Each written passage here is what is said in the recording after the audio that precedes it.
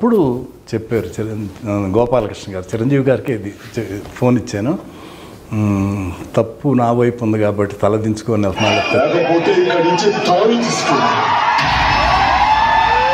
ఆ డైలాగు లేకపోతే ఆ సీను అంత గొప్పగా ఉండదు. నాకేంటంటే ఏదైనా వస్తే ఇది రాఘవేంద్రరావు గారి నేను నేర్చుకున్నది. ఎలాగంటే రాఘవేంద్రరావు గారు ఏదో సినిమాలో మంచి దొంగ సినిమాలో మోహన్ బాబు అలా పైన చూస్తుంటే నేను కింద నుంచి వెళ్ళాలి. అయిన తర్వాత ఫ్రేమ్ పెడుతుంటే ఆయనకి ఎక్కట్లేదు, ఎందుకంటే నేను డౌన్లో ఉండి హీరో ఆపాడు, మోహన్ బాబు క్యారెక్టర్ పైన ఉంటుంది. ఆయనకి నచ్చలేదు. బాబాయ్ నువ్వు అలా 2-3 స్టెప్స్ ఎక్కి వస్తుంది తను కిందకి దిగి వస్తాను, ఎందుకు అట్లా ఇల్లాజికల్గా ఉంటుంది కదంటే, బాబాయ్ నా హీరో ఎప్పుడు టాప్, హీరోది పై చేయిగా ఉండాలి, తగ్గడా వీలేదు. ఓ జనం అది ఎక్స్పెక్ట్ చేస్తారా, మాసం ఉంటుందని నేను అక్కడ ఒక లెసన్ నేర్చుకున్నాను. చిరంజీవి గారి ఎంత తపన పడిపోతారో మా టెక్నీషియన్స్ చూసుకోవటం కూడా అంత బ్రహ్మాండంగా చూసుకుంటారు. చిరంజీవి గారు, సొనాలి బింద్రే వీళ్ళందరూ పెళ్ళి వీళ్ళని ఇంటికి వస్తారు తాంబూలాలు తీసుకొని. ఆ సీన్ ఏదో కరెక్ట్గా రావట్లా.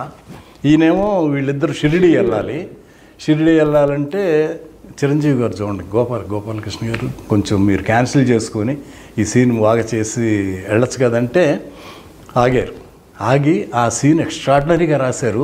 దానికి చిరంజీవి గారు వెంటనే ఒక బ్రహ్మాండమైన సెల్ ఫోన్, అప్పట్లో కాస్ట్లీ సెల్ ఫోన్, అప్పట్లోనే నాకు తెలిసి 60,000 70,000 ఎంత ఎక్కువ చాలా అవుతుంది, అది తీసుకొచ్చి వెంటనే సాయంత్రానికి గిఫ్ట్ ఇచ్చారు. ఆ సీన్ యాక్ట్ చేశాడు. అసలు ఎట్లుంటుంది, డ్యాన్సులు ఎంత అద్భుతంగా చేస్తారో. ఆ కండవ వేసి కుర్చీ లాగి దగ్గర